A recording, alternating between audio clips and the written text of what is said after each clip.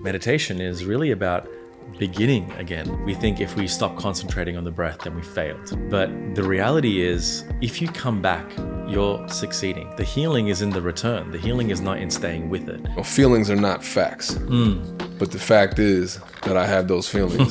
There is a very specific goal through meditation, which is the alleviation of greed, hatred, and delusion. This shit is in our DNA. This shit wasn't taught to us. This came from us. The practice really informs how I live, but then how I live really informs my practice too.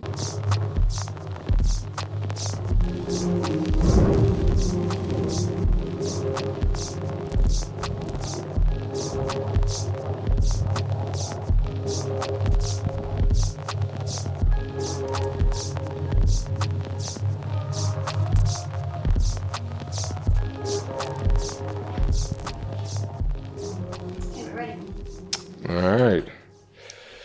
Welcome to Profits in Process. I'm your host, Ryan Grant, and today's episode is one that I'm excited for because I'm curious in these questions. It is with a man that works in a space that I'm interested in, and I appreciate the work that he does for many. He's a teacher, he's a writer, he speaks with many individuals, brands, some of the largest brands in the world, and I think that limits what he really does in how I see it as he helps people remember their connection with themselves through meditation and breath, which to me creates awareness. And that man is Manoj Dias. What's up, brother? Thank you, brother. Was that okay? Would you say that's a fair? That was great. That was great. Okay. We do a little snippet now where we start off with this wonderful library that my boy has. We asked everyone to pick a book, and I wanted to see I see you picked something a little interesting, a little different from most guests. What do you got here? I got the complete short stories of Ernest Hemingway. What brought you to that? Well, Hemingway is one of my favorite authors, but I was just mentioning it before. When I was young, I used to fantasize about living in Paris. And it was largely through his writing. And my favorite singer at the time, her name was Francoise Hardy's beautiful French woman. Yeah. I used to think she was a baddie when I was like 15, 16 years old.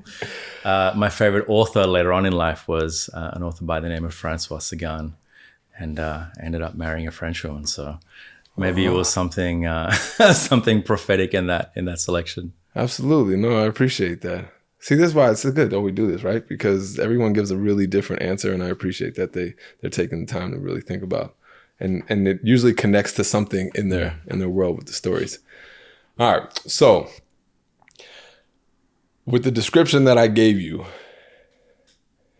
and I know you're in a space where so many people look to you to help ground them, but how do you see yourself in the sense that this is the first question I always ask everyone. It's like, what do you do?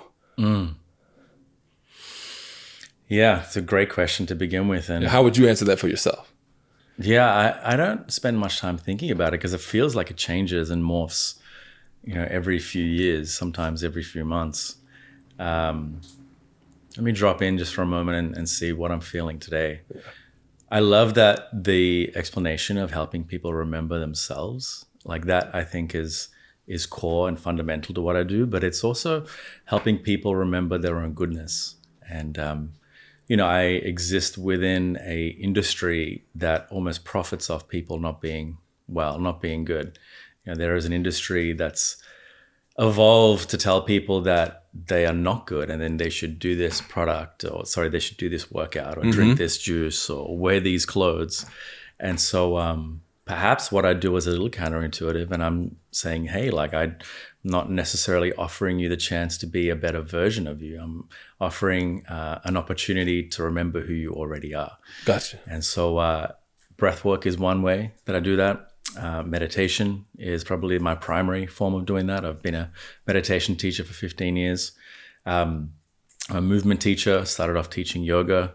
That's evolved to be more somatic movement, integrating styles like dance, Gaga dance in particular, which is a form of dance that came out of Israel. Just different avenues that bring people back into their body and enable them to really exist within that space for a long period of time and not move up into the head and start to think about what's missing in their life, what they need in order to be a better version of themselves. Yeah, you're not really trying to fill a void. You're trying to just get them to see that there is no void, essentially. Yeah, and it feels every time I do it, because a lot of what I teach is a very ancient practice. It's rooted in Buddhist meditation, Vajrayana, Tibetan Buddhism practice, and it feels very counterintuitive to life these days, because like my company also exists within a space that is helping people be well. And sometimes I think that they don't need to be taught how to be well. They just need to be reminded. Yeah. For the audience sake, I want to give them the grace of let's assume they know nothing. What is meditation in your perspective? Yeah, I mean, it depends on who you really ask. But my formal training was in Buddhist meditation practice, and the Buddhist meditation practice I learned was in a tradition called Theravada Buddhism, which was the first form of Buddhism that really emanated from India and moved into Sri Lanka. And the practice really is a way of eradicating greed, hatred, and delusion. It's a way of remembering that we are not this physical body. We are interconnected to all things, all beings. It's a way of basically eradicating suffering from our experience. And through meditation, we cultivate our minds in a way where we can see clearly the nature of our experience. So that's where delusion comes in, when, for example, I should tell the audience, I tried to cancel on Ryan twice. He got really mad, and I'm like, this motherfucker's big, so I'm not going to cancel on him a second time. But, I've been going through toxic mold poisoning at my house, and for the better part of 10 months, been really, really, really sick. And went away to New York for a month, came back, felt amazing, did all these treatments, and first 2 days back, I start to feel like shit again. Trash, yeah. Yeah, and then so, when you're going through health crises like this, your mind begins to get really diluted. Like you start to get depressed or anxious, especially with, mold stuff. And you don't see clearly at that point. You don't see reality. You see your frustrations, your stress, you see darkness, basically, right? And so the practice of meditation is eradicating that. It's working with whatever you're experiencing in that moment to begin to perceive things just as they are, not how we want them to be. And so we cultivate wisdom and we cultivate compassion. Those are the two formal practices of meditation, the way I teach it. So, some of your listeners might have heard, concentrating on the breath is one way to do it. Repeating certain phrases so we feel something like compassion or loving kindness is another way of doing it. But there are hundreds and hundreds of different styles of meditation, but primarily we're cultivating awareness that generates wisdom and compassion. At some point in time, I do want to kind of dive in a little deeper to some of the modalities that you do use, but what got you on that path? You spoke to the fact that you're from Sri Lanka, but you were raised in the Buddhist tradition? Yeah, you could say that. Like my family was Buddhist. Gotcha. Okay. It was around my house when I was young. We used to have monks come and do ceremonies all the time. Yeah. But then is that what connected you to it, or was that just more of like, that's what I got? Because I think that all of us as children, just because you're raised in something doesn't necessarily mean that you immediately feel connected to it, and it's your path that you're choosing. Yeah, it's a great point. And no, I didn't initially. I was just really curious because we used to do these ceremonies where every time it'd be 3, 6, and 9 months after a loved one passes away, we would invite the monks over to our house. They would give a Dharma talk. we would feed them, and then, we'd invite friends, and it'd be this joyous celebration. And every time the monks would come around, there'd be 3 or 4 child monks. That'd be my age. And so I was just fascinated by them because they looked like me, but they were bald headed, and they were in robes and shit like that. So there was a curiosity around what this was, but no, there wasn't an immediate like, oh, this is my path at all. It was, we migrated to Australia when I was 5, grew up there. And it was kind of growing up in Australia and all the kind of suffering that I experienced that really one day came to a head when I was in marketing and advertising. I was in my mid-20s and I had a pretty serious panic attack. The panic attack led to a whole bunch of other health ailments. I was addicted to prescription medication for a while. I had really bad anxiety. I couldn't sleep. I was depressed. My mother looked after me for about 18 months. And I knew at the heart of all of that the problem wasn't what the doctors were telling me. They were telling me, it's like, oh, you've got this, take this medication. You got this, take this medication. Yeah. And there was an inkling in my mind that, no, there's something else. I didn't know what it was, but I knew the medication wasn't going to fix me. You know, it was a Band-Aid. Yeah. But, every doctor I went to all the specialists back then, they were telling me like, this is it. And they were just pointing out what was wrong with me. And no one was telling me how to get over it or how to work with it. It's like, take this medication. We'll see how it goes. And then I went to a class one day when a homie of mine was like, yo, come and do a yoga class. And, I had no inkling what the fuck yoga was. Yeah. I knew it was something that girls did. And there was like a whole business around yoga pants and shit like that. But then, I went to this class and he told me there was going to be lots of girls there. That's how he dragged me over there. That's how you get them. That's how you get them, right? And there wasn't. There was just 5 people over 60. Yeah. And there was a Buddhist meditation teacher, and he was teaching very gentle movements, and then he was teaching meditation. And when I tell you that was the hardest experience of my life, to sit with my mind for 35, 40 minutes, it was like torture, because in that 40 minutes, I noticed how crazy I was. Yeah. I noticed all the thoughts running through my mind, like, you're never going to be well, your daughter thinks you're dumb, or like your mom thinks you're a reject, like all of the darkest thoughts. Yeah. It was like a psychedelic experience. I was there and I couldn't get up and leave, and I was just, in pain. And I didn't think it would get any worse until towards the end of that class, I had this realization that I was aware of myself having these thoughts. And that realization gave me a sense of separation from I was just about to say thoughts. It gave you a different vantage point because you were able to pull yourself out of. Exactly. It was like I was watching a movie, and the movie was my mind. And so, this is a little crazy, but then I remember speaking to the teacher afterwards, and he's like, I've been waiting for you to come here. And I'm like, what? Because I've been waiting for you. And, we can get into the law of karma at some point, but it definitely felt like it was a past life experience, me meeting that teacher, because from that day onwards, I came back every day. I studied with him daily for 8 years, didn't go on any holidays unless it was with him, went on retreats, went through everything together. And so you dove right in. I dove right in, yeah. I mean, because I finally found out that what was going to get me out of this suffering weren't the medications. It wasn't someone else. It was me. Yeah. And the problem was my own mind. And like, the hardest thing for me to do right now is to sit and try and focus on my breath, for example, or notice my thoughts. But I also knew that was going to be my path to freedom. Mm-hmm. And so, within 3 months, I was off all medications. Within 6 months, I was not addicted to anything. Within about 7 to 8 months, I was a completely different person. And I absorbed everything just by practically living with this teacher, and noticing how he navigated his suffering, how he helped people that were suicidal come to him.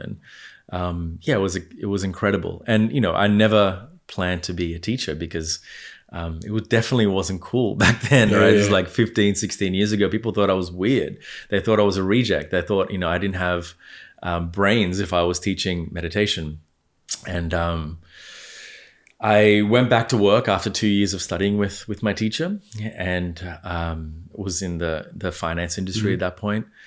But there was just this feeling of like, man, this shit is empty. Like what? Like I'm here selling like credit cards for for a bank. Like what the fuck? Like it didn't make any sense. And then Doesn't hit the same way, huh? It's not the same fulfillment. no, it is definitely not.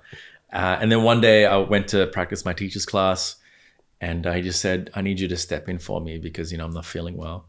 I was like, oh shit, like, oh, I don't know if I'm ready. And he's like, well, you're not going to get another chance ever again. So you either do it now or that's it. Because in my tradition, you usually have to study with the teacher for 10 years before you can, start to learn. This was like 3 years in. And so I went in there, I wrote down notes, and I was about to give this talk. And then my teacher walked in. He was completely fine. He just wanted to, kind of see me at it. Yeah. And then test.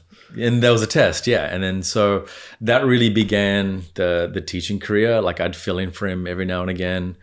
And then I ended up doing another teacher training for yoga, actually, because I was dating a girl and she was doing a training, and she's like, come and do this yoga training. You see how the root of this is? Yeah. Women inspire men to change their lives. I'm telling you, yeah. Shout out to, I forgot that girl's name, but there you go. See, it doesn't even matter who the girl is.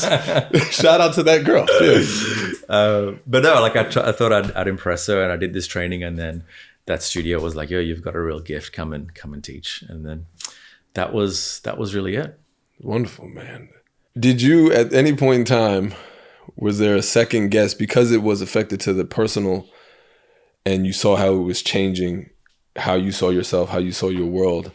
Were there moments where you maybe might have second guessed, or where you felt like, ooh, I feel like I'm pulling myself back, or maybe the distractions of the world or just the stimuli of the world is making it challenging for you to stay in your practice? Yeah, I mean, life is inherently very challenging, even now, right? Mm-hmm. It's but this is the best time to practice. I sometimes think about the gym, right? You can go every day to the gym and you can lift those 5-pound weights, and it feels good. It feels easy. And sometimes I think these days we think meditation should be like that. It should be easy. You should meditate when you feel good. You should meditate when you're well rested, when, all that sort of shit. But the reality is, especially my tradition of meditation practice, you don't come to it when you're on a winning streak in life. Usually you have to be beaten around by life to realize that you need to find freedom, not find relief. And for me, now, for example, going through this mold issue, getting 2-3 hours of sleep, inflamed all over, feeling like shit. It's like I'm going in the gym and I'm lifting 100-pound weights. Yeah. And I know ultimately getting through those 100-pound weights is what's going to really change and transform my life, not what feels good and what feels easy. The practice has a purpose, and you practice rain, sunshine, no matter what may be, theoretically, so that when life occurs, you can go back to your practice and say, no, I know how to handle this because I've gone through my practice. Yeah.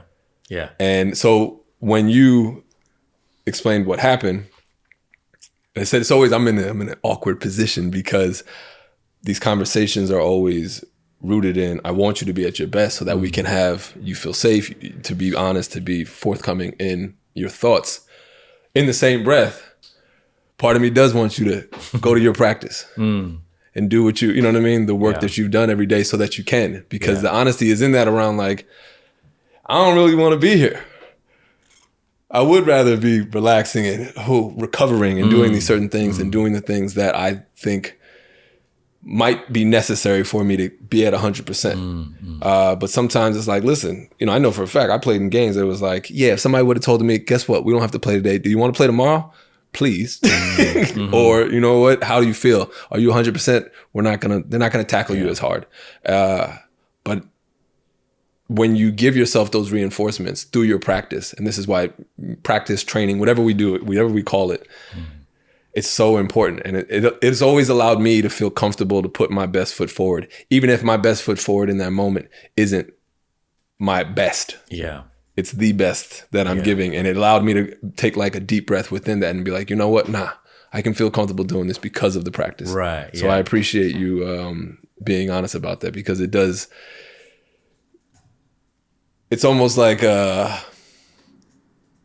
it's worked. Yeah.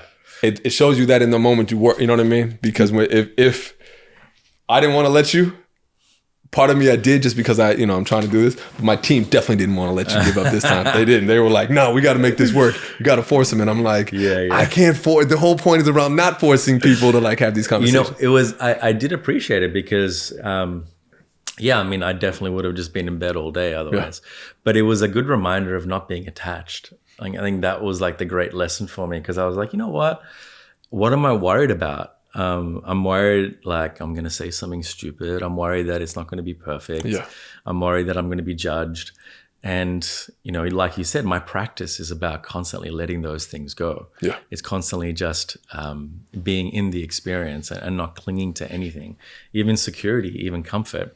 So here we are. Nah, man. And this is it, man. When I think about you being pulled in a bunch of different spaces because of your capacity to help large groups of individuals. And I could see that could become overwhelming. I'm looking at my own lens of tiresome.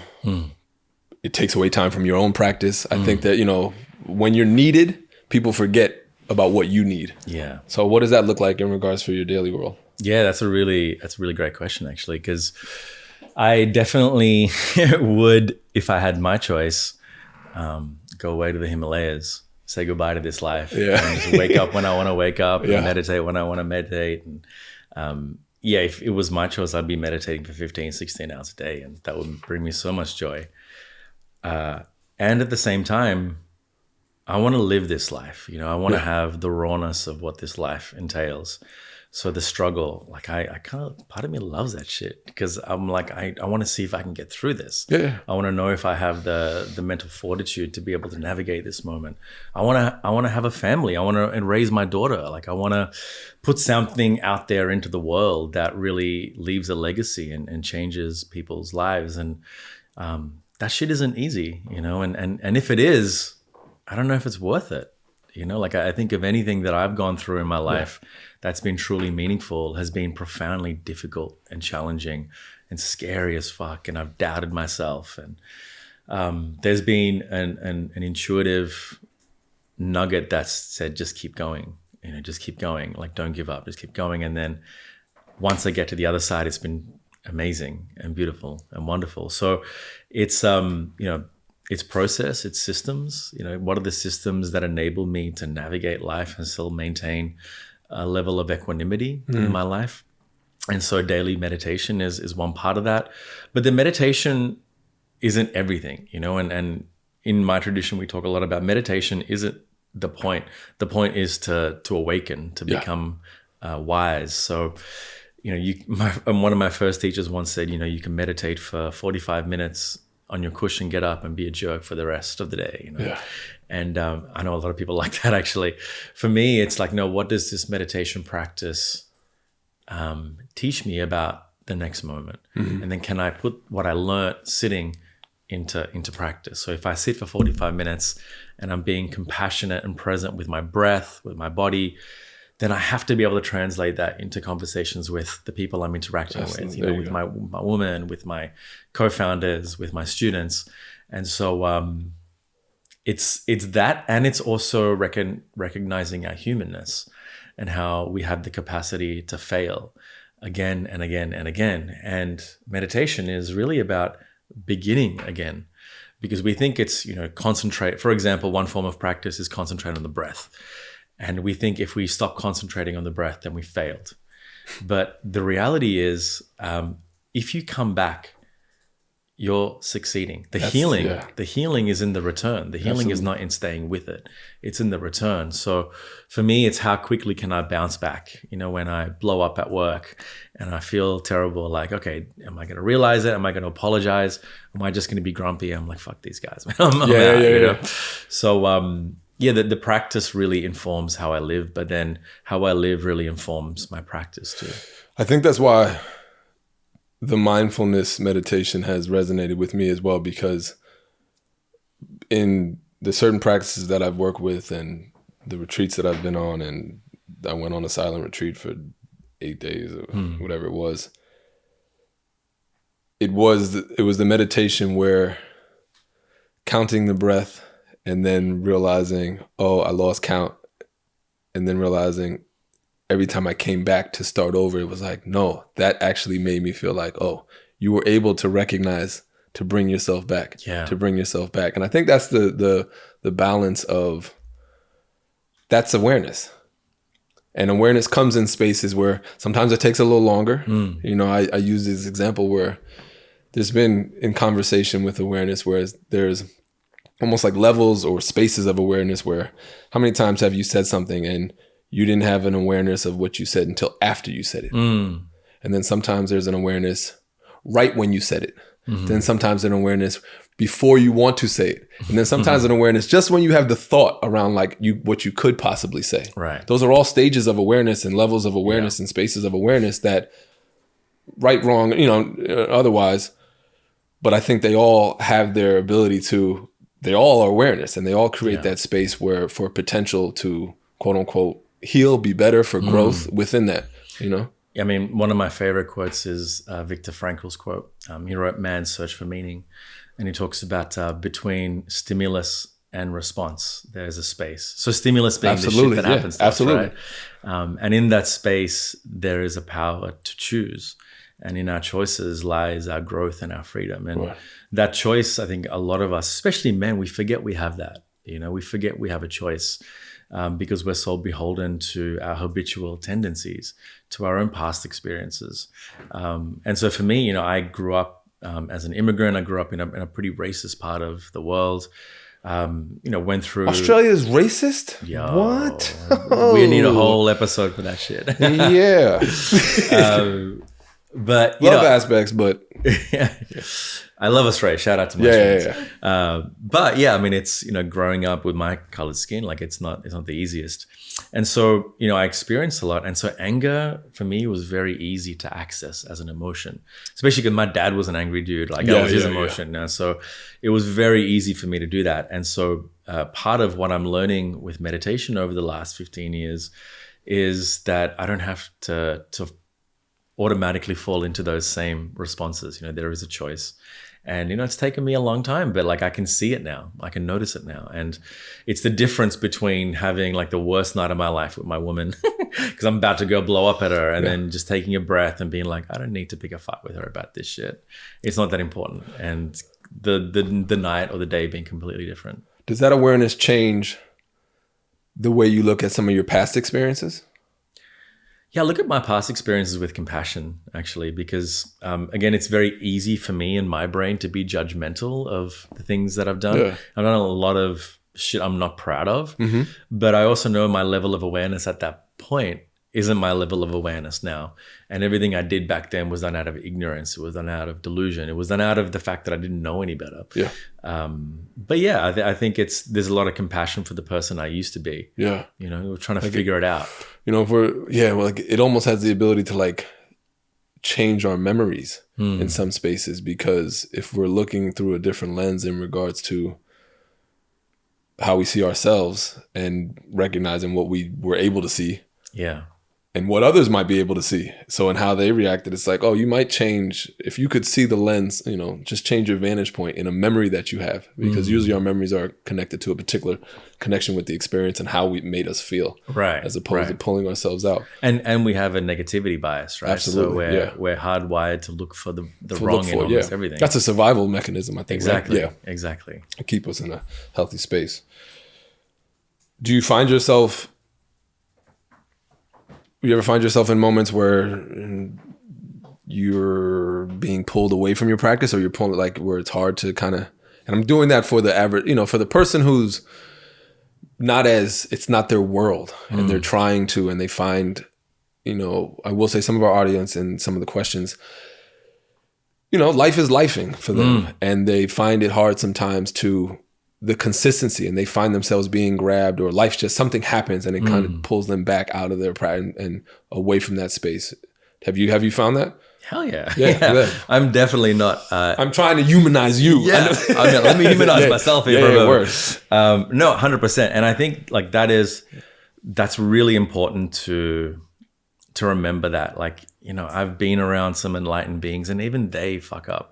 You know, even they mess up, they stay stupid shit and all of that. but there is a lightness to that experience, right? And so, life is hard right now. Like right now, it's difficult. There's wars going on around the world. The economy is fucking crashing. Housing in Los Angeles isn't affordable. People, like, it's really difficult right now. So it's important to acknowledge that as well. It's that we don't need to paint what's happening as something positive. Like right now, it's hard, and that's okay too. Yeah. And so if we approach it from a place of reality and say, okay, right now, this is how it is.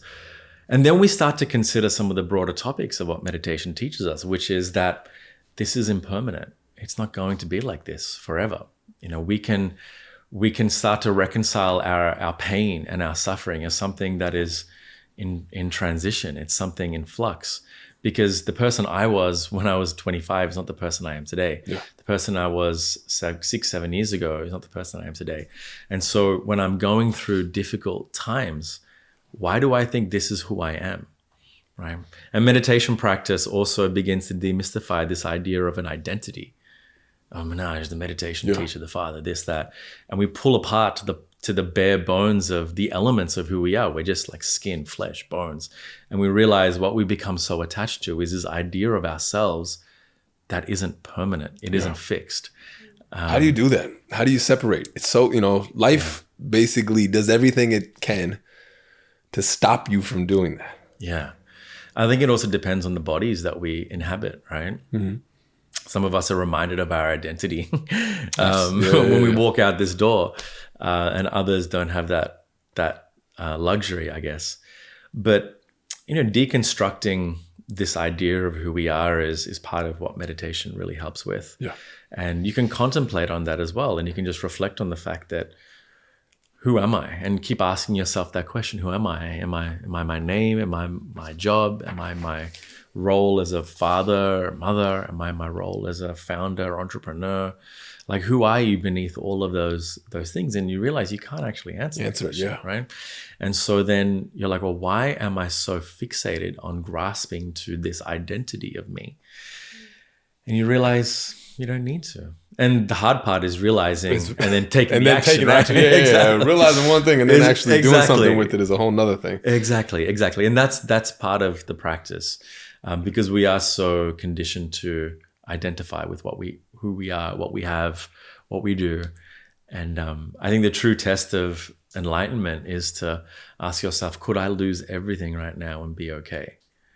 And that's a very difficult proposition for all of us. Which I think is, from a literal aspect, why so many individuals that you see that are on this path that can speak to quote unquote enlightenment. And I try not to use the word enlightenment, but awareness and mindfulness. Well, I think we should demystify what enlightenment actually is, because it can sound really scary. It can sound so esoteric. Okay. And again, there's different levels to this sort of stuff. But in my tradition, someone that is enlightened is someone that just sees things as they really are. And so you can come out of a retreat and you can be enlightened for a moment. And you've had those, right? People have had these experiences with psychedelics, things like that, where you're like, oh, there is no me. I'm connected to the grass. I'm connected to the trees. I see this, like, that is a sense of enlightenment and awakening right there, because that is reality. Gotcha. Okay. And it's funny. That's how I try to reference it in relation to when people, before it became a political term, but the notion of being awakened or woke. It's very different. Now it's used very differently. But enlightenment, to me, it was moment. Daily, weekly, breath to breath, because you have to consciously, and sometimes it happens subconsciously, you have to wake up, and you have to, in every step, you have an opportunity to move in a manner of being awakened 100%. Or move in a manner of being asleep. 100%. So 100%. I look at it as, it's like, it is something that you have to constantly, and that goes back to the practice. It goes back to the awareness that you have to constantly say, no, okay, I'm going to choose this. I'm going to choose this. I'm going to choose this. Because it's easy to say, I don't want to choose this in this moment. I know, and this is where it's like, thinking versus feeling, the being able to detach yourself in these spaces of what you're experiencing and pulling yourself away from the experience. Well, I'm not the experience. Am I the feeling? Right. So I appreciate you clarifying, how it's actually used, because it's very similar to the way I look at it. Yeah. And I think just like the final point I want to add to that is that, people can complicate this shit a lot. When it comes to meditation and mindfulness, it can seem really daunting and scary. And, I feel part of my life's work is to make it more accessible, is for people to realize that they don't need to go to the Himalayas. They don't need to study with a guru for 8 years in order to live wisely, in order to make better decisions, in order to improve their mental health, in order to sleep better. We can tend to overcomplicate things, but at the end of the day, it's awareness. It's self-awareness. It's coming back to this moment over and over and over and over again. And think about it like we're just doing squats at the gym over and over again, And the more you do, the bigger your awareness gets, the more profound it gets. And then it starts to influence the rest of your life. How do you feel about, I've used this term and it's worked for me, and I don't know in your practice and teachings whether or not it's actually quote unquote legitimate, but if you negate it, doesn't matter because I use it. But I've lived by active meditation since I was forever, because it was through activity and repetitive, constant activity, through sports and the mindfulness within that my father taught me, that I knew I was meditating because of my ability to separate myself from a lot of times what I was doing, and in the awareness that I was being given for life, because of what I was learning about myself and how things made me feel. Yeah. And how I was like being triggered by certain things and how I was responding in new pathways opening up. And so some of it would be running, the constant running, whether it be some of it was sprinting. For me, washing dishes was a process that I was given a responsibility at a young age. We had a dishwasher that didn't work, so it was like, all right, get to busting suds. So me and you both. Yeah, so I ended up, and I've actually enjoyed it because it became methodical. Yeah, within that practice of the wash, you know what I mean? Wax on, wax off, where it was like I could actually like step into a meditation of thought, and sometimes the thought would be so focused on the actual dish. Right. Sometimes the thought would be, I'm somewhere else. And I don't think, for me, they were just different. Yeah. It wasn't greater than the other and everything like that. So like, how do you appreciate those moments in regards to like making, to me, meditation, everything can become meditative. I don't want people I try not to allow people to separate themselves from a sense of believing that meditation has to look a particular type of way. Yeah. I would offer a small distinction. It's that, the broader lens is mindfulness, which you alluded to. And mindfulness has two expressions. One is the formal expression, which is you sit down, you meditate, that is the formal way of practicing mindfulness. And then there's the informal way, which is everything that you talked about, which is, diving into your senses when you're washing dishes, feeling how the soap and the water feel against your hand. Looking at a beautiful piece of artwork and noticing the sensations and the feelings that arise within your body. Running, paying attention to how the feet feel on the pavement and stuff like that. So I offer that distinction because meditation is slightly different. There is a very specific goal through meditation, which is the alleviation of greed, hatred, and delusion. And it's to, realize, we call the 3 marks of existence in Buddhist meditation, which is we are not ourselves, that we can overcome suffering.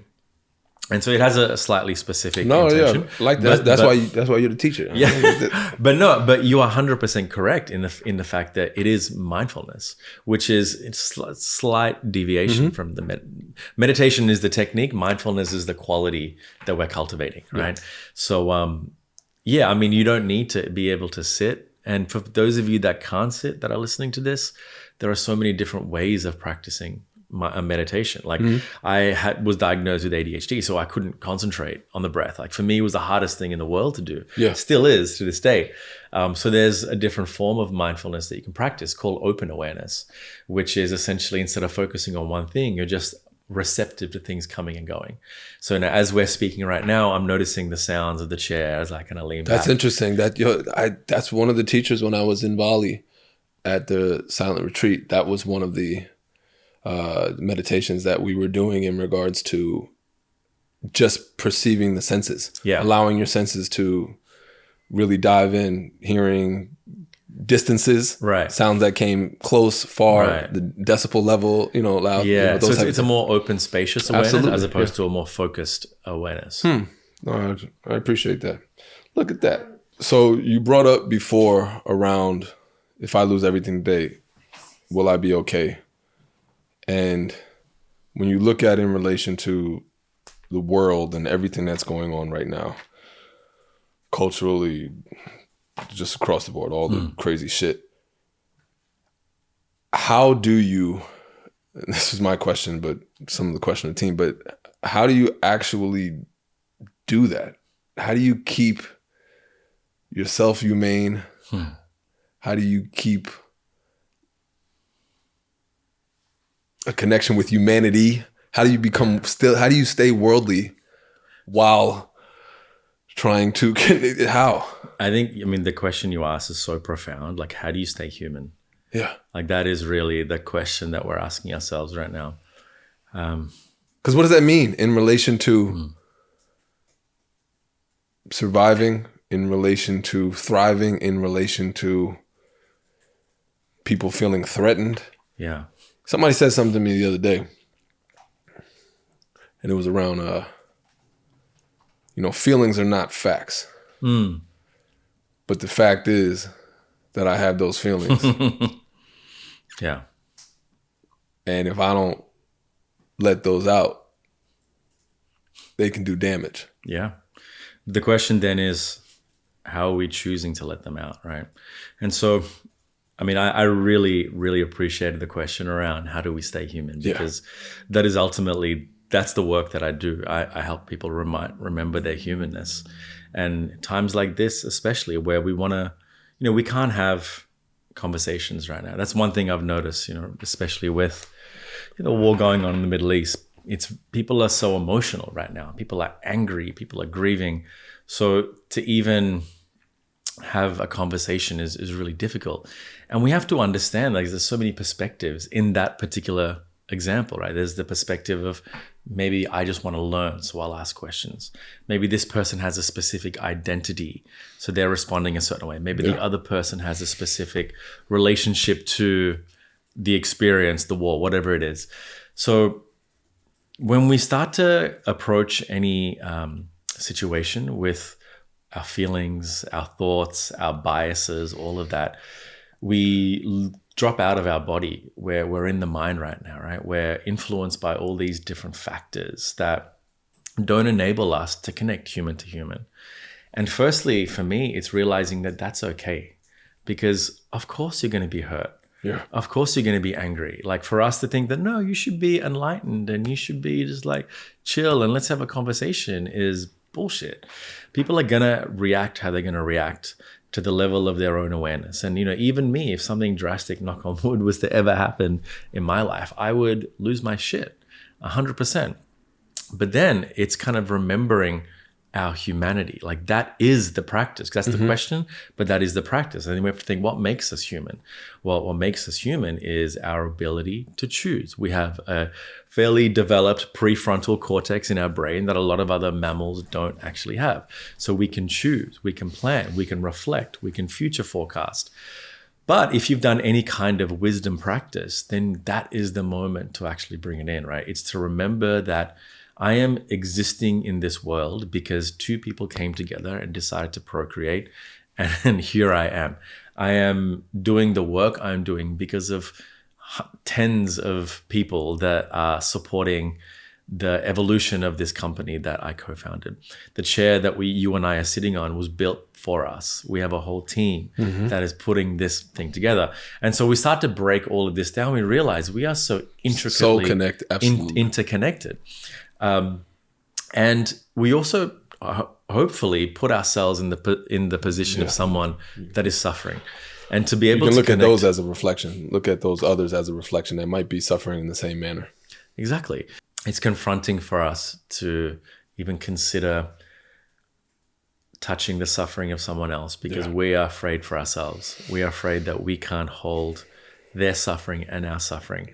But if you consider our own individual lives, how much suffering we have gone through, how much suffering our families have gone through, how much suffering our species have gone through, and yet here we are. We're able to navigate that. Is there an honesty within that, though, to recognize that someone might not be able to hold that suffering, to hold that space? You know? And I guess this is where the awareness, it goes back to the awareness of self and whatever that looks like in regards to the moment. Because I can use myself as an example. For much of my life, I've been known to be able to hold space for individuals through what they're going through and what they're experiencing, and be a grounding force and maybe a pole or a base for them, foundation, when they feel like they're wavering. And now there are moments where I'm like, yeah, you know what, I don't necessarily feel like I want to or maybe have the capacity to. Because especially, you know, with what happened with bro and what I've experienced over the last year and a half, it's like, not right now. And that's great. Yeah, and I think that's compassion right there. That's compassion for myself. Yeah, and then being the honesty around being able to relate it and say, you know. Exactly. Yeah, I think having that that self-awareness is really important. Yeah, for sure. In relation to you saying that you were working in the finance space, marketing, and 15 years ago, this not being seen as a cool thing, people, it was very much a subsect of of the world where now it's so much in the forefront and it is the cool thing. How do you essentially, what were some of the connecting pathways that you saw? And how do you navigate that nowadays, where I do see it as there's a balance? Because like everything, you can have an unhealthy relationship with something. And I don't care if it's meditation. You can have an unhealthy relationship with that, where I tell people, if you're meditating to meditate, then it becomes masturbation. It's the same thing. And to me, you are somewhat of the culture creators in this because you are leading a lot of these people. So how do you find, and then you're also watching from you have a perspective where you can see how the culture is being led and navigated. So how do you navigate that? Yeah, I think, so there's two parts. The first part is, how did I kind of find myself here? And like I said, it was never my intention. Like back then, meditation teachers maybe earned like $15 an hour or something like that. Yeah. And I'm like, I got a child. I can't raise a family on this shit. And so it was never a goal of mine. But like I said, I fell into it. And you know, I was fortunate at that time. I think my first year of teaching, because I dove head first into it, I made $30,000, and you know, I supported myself and my daughter at that time. And I don't know how I did it actually, but I remember it being the most fulfilling year of my life. I remember having so much fun. And I remember not wanting things, you know, like more money, more problems. It was that, right? I didn't have any, so I didn't have any problems. But, you know, they got to a point where, you know, I was in Melbourne, and I had a bunch of friends, you know, people from all different backgrounds, a lot of African friends, a lot of Indian, Sri Lankan friends, a lot of Asian friends. But every meditation or yoga studio I went to was just white, all white. And to the point, especially when it comes to meditation, I would go into a class and everyone would be, you know, 60, 70 years old.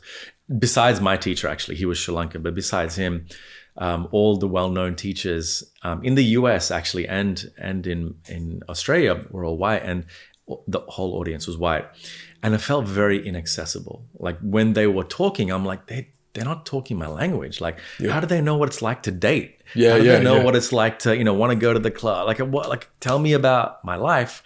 And they weren't doing it. So it felt very inaccessible, firstly, environmentally, but then also it didn't really resonate. But, the thread was suffering. Yes, the thread was these universal principles, but there was something I couldn't connect to. And then I had this idea in 2015 where I'm like, you know what?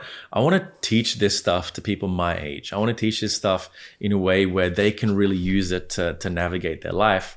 And so me and a friend, we took out 2 credit cards. We didn't come from money, so we just, borrowed 2 credit cards, really low limit. And we rented a space inside a psychology practice. And we're like, let's just start a little pop-up studio. Let's just see how it goes. And we both had design backgrounds, we had amazing design, invited all our friends. And then we essentially started teaching these universal Buddhist principles in a very secular way to young people. And it kind of blew up. It went viral around Melbourne. And then we started to travel Australia and teach. Then we came out to New York, did a few pop-ups. I think that was where I met your bro for the very first time. And what I started to pick up on was that there was the culture was hungry for it, basically, right? They had been fed this idea of toxic positivity for a long time, like eat this, drink that, wear this, be healthy, look fit, this. But no one was telling them how to get through the hardship. And here were all these, 2,500-year-old teachings that were telling you exactly how to deal with these things, but just wasn't presented that way. And so when I started teaching, I'm like, I'm going to disseminate this information and I'm going to make it accessible for people. And people really resonated with that. People really loved it because I think people are actually sick of being fooled these days.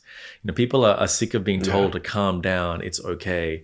It's like, no, like tell me, validate my experience. Yep. Validate what I'm feeling. Validate hard, right? Validate what I'm actually going through. I'm actually going through, and then tell me how to get through that. And so I thought the worlds of art, fashion, design, health, and wellness were eventually going to collide. This was like 10, 15 years ago. And no one believed me. Like I remember asking people for money, like fundraising, and they were like, no, who's this like Sri Lankan kid? Thinks this is too cool. We're going to go with these big companies, And me and my homie were like, no, like we have something special here. Like, let's just keep going. Let's just keep going. This is Profits and Process. I'm here right now. This is it. So he said it. Yeah. I mean, I think that it starts with the belief. Absolutely. Like if you believe in your heart that the world needs this, don't fucking stop, because nothing can stop you at that point. COVID came, that almost stopped us. My co-founder, COVID stopped a lot of shit. Stopped a lot of shit, right? It stopped. Like our relationship ended because that he bounced. But I kept on believing like there is something here, and I ran it for a few years on my own, and then in 2020 it rolled up into open. When I met my 2 co-founders in LA, and they shared my vision. They were like, there are new ways to get people to be mindful, and I love that because it is right. Like looking at a piece of art for me is so mindful. It drops me into presence. It drops me into connection. You've experienced breathwork classes when you're screaming with people next to you, and all of a sudden you're like connected to these random people that look so different to you. And I do believe that's where this industry is heading. It's heading where you don't have to be in this little silo, in this little lane. Mindfulness isn't going to be something that we do. It's going to be a way of living. I was going to, that's a good segue, because I was going to ask, how do you, especially with technology and technology being so much a part of our world, you're taking ancient practices, like you said, that are thousands of years old, and integrating them within our world now, which is, I don't even think we're used to, we're learning in the process of that, especially with the AI stuff that's coming. So what are some of the things that you recommend for people to, and how to, so they don't feel overwhelmed with becoming too attached to the technology in these spaces? What are some of the ways that you see these going? Well, there's an old Buddhist story around, you're walking barefoot and you realize there's thorns underneath your foot. So you have 2 options. One of the options is to wrap the whole world in leather. So every time you walk, you don't feel a thing. And the other option is to put leather underneath your soles of your feet. And the analogy there is that, we can say that it's technology, fuck technology, it's blah, blah, blah, and try and get rid of it. But the reality is we can't.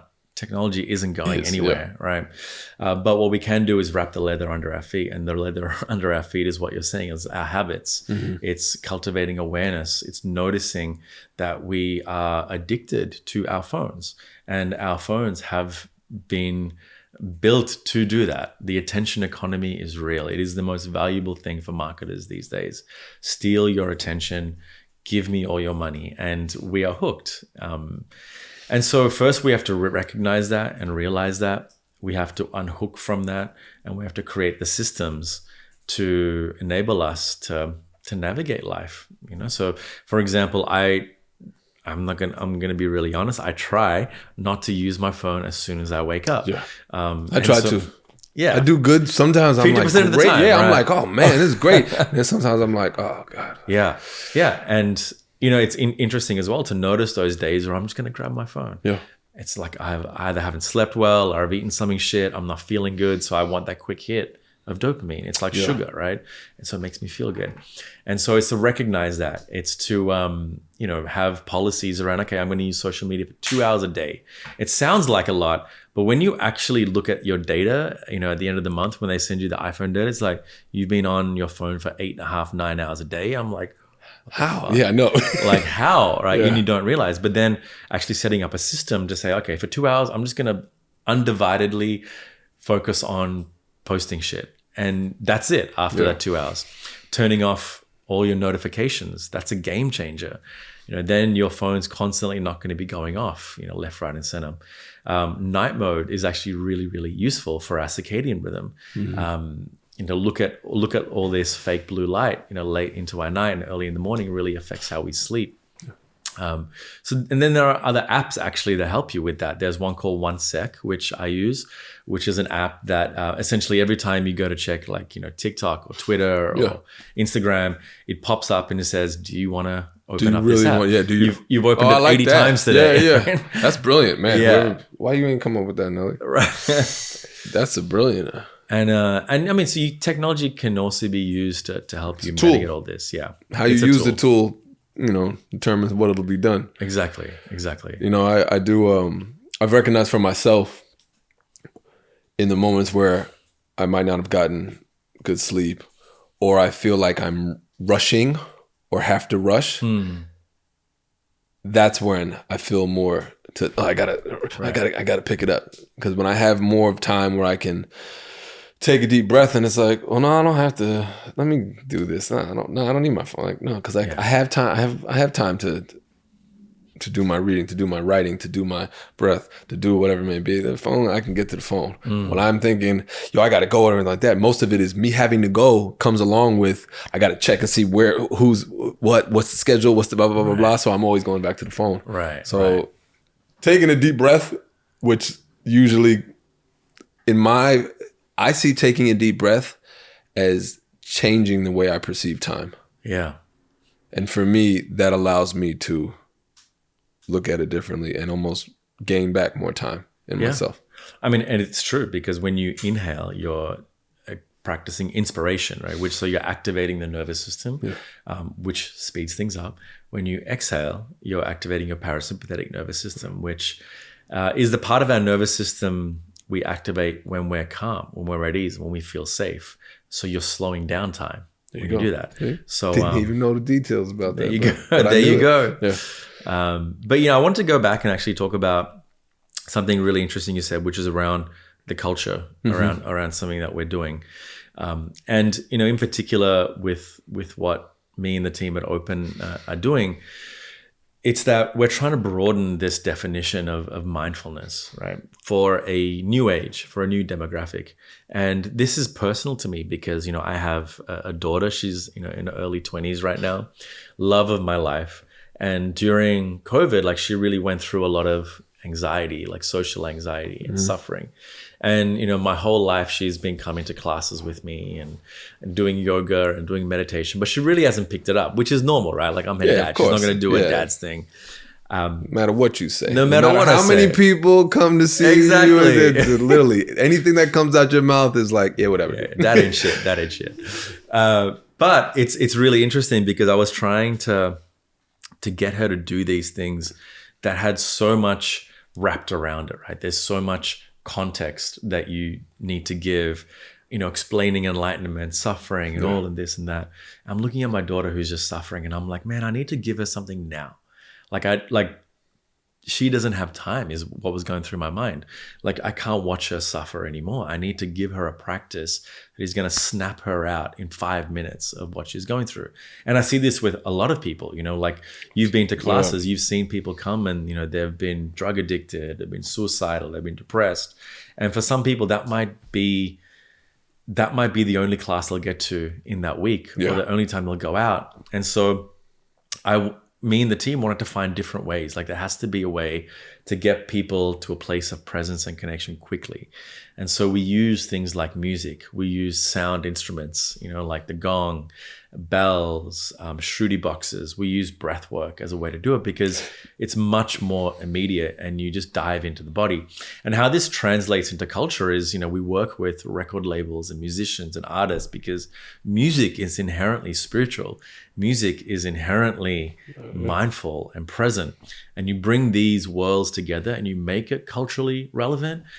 And it just becomes something fucking cool as well. Something you want to do, something that doesn't feel like you got to whisper to the homies like, oh, I'm going to go to meditation class. It's like, actually, this is actually this is it. That is dope. This is it. And then, what we see is like a whole new audience come to these practices, which is inherently going to influence the people that they interact with as well. Yeah. What do you, for people who look like me and you, what are some of the things that you can say in regards to, because even with that, culturally, you're finding, and I'm seeing slowly more and more, but it is still something that there's a stigma around.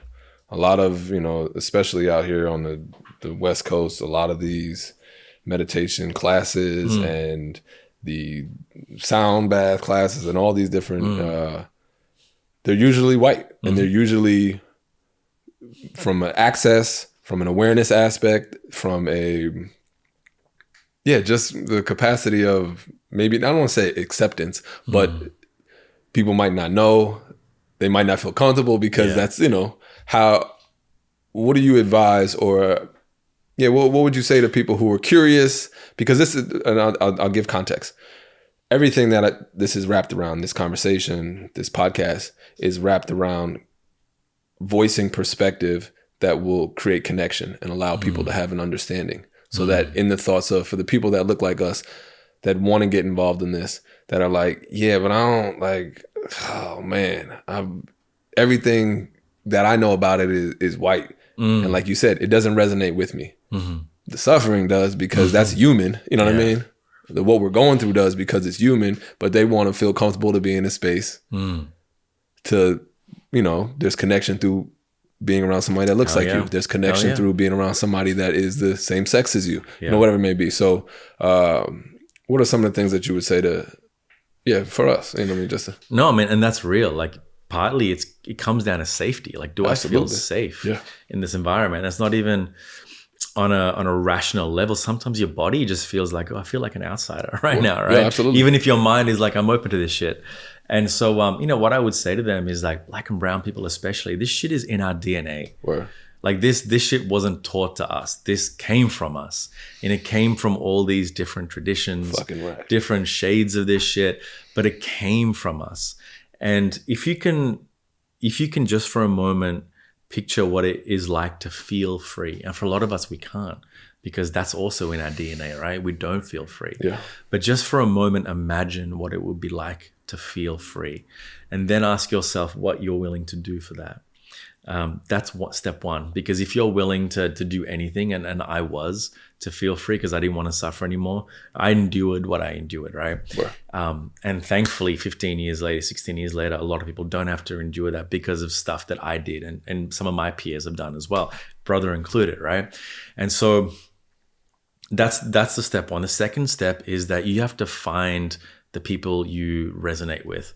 There are so many incredible teachers out there, like so many incredible brothers that are teaching meditation now, yoga teachers, like breathwork teachers. Look around, find them, because I just don't buy that shit anymore. Like, I don't buy like, oh, this shit ain't for me. Like, because we're all our mental health, we need help and we need each other.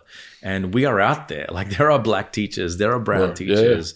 There's, LGBTQ, like there's something for everyone out there, and you will find them. But don't sleep on it. Don't say it's not for you because, your homies think it's weird and shit like that. Because, like I look at Jay-Z's doing meditation practice, like Kendrick's doing meditation practice. Like, people, when they have money and when they have power, when they have access, at the people, they'll do that shit, right? Yeah, absolutely. But no, we have these stigmas around it. And the final thing I'll say is like this practice also isn't for you. It's for you, but it actually isn't for you. I think of me when I started meditating, the kind of father I became after meditating versus before I discovered meditation practice. It's two different people, right? And the days that I just don't want to practice, I'm like, this shit isn't for me. This is for my future kids, for my wife. This is for my community. This is for my people. Like, I think of that because we can personalize this experience and we can find all the excuses like, I can't be fucked today and all that. But then you realize, no, it's beyond me. It's for something much deeper. It's for my future generations who I'm going to be an ancestor to. Yeah. When you look at it from that perspective, it gives it a lot of depth. It gives it a lot more meaning. Absolutely. And our people need that, man. Our people need that. We need people that are willing to kind of be the, what's the word? The pioneers in this shit, and shout out to your bro. Like, I remember my first breathwork class was actually with him. You were there. I'm sure 2018, we did it. Runyon Canyon. Yeah, there we go. All right. And, I remember like when Eddie led that practice, I'm like, oh, fuck, like I'm not the only one. There's another one, like there's another brother doing this shit in LA.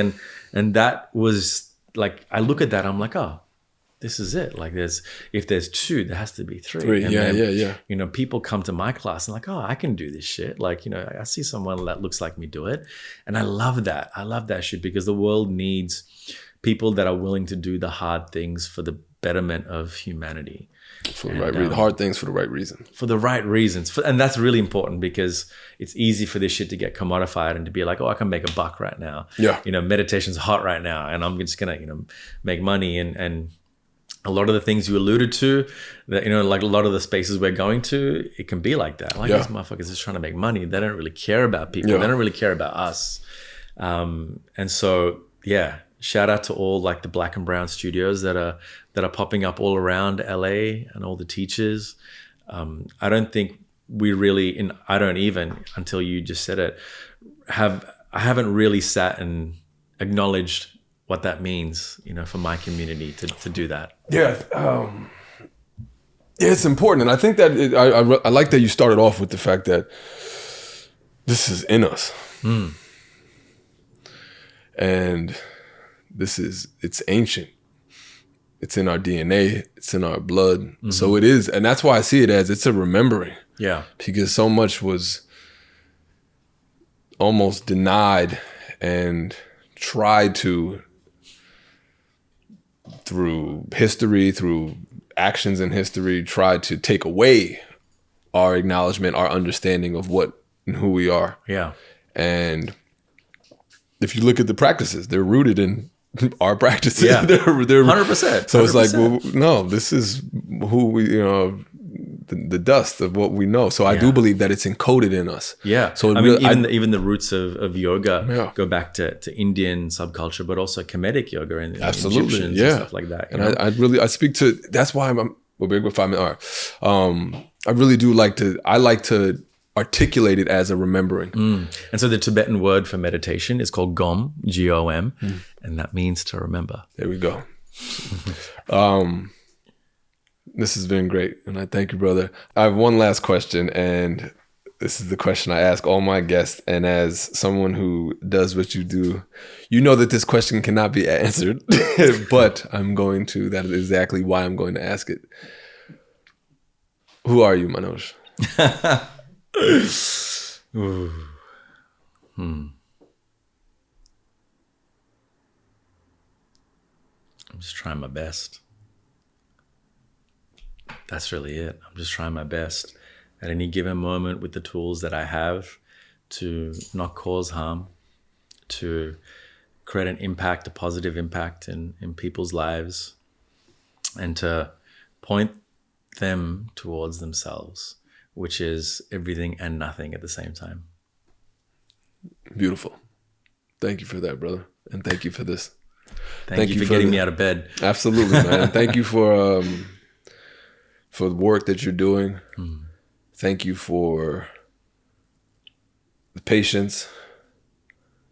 And thank you for specifically towards me. I've taken your class and I told you, you helped me remember my practice. You helped me just re-anchor myself in regards to, I know how to do this. And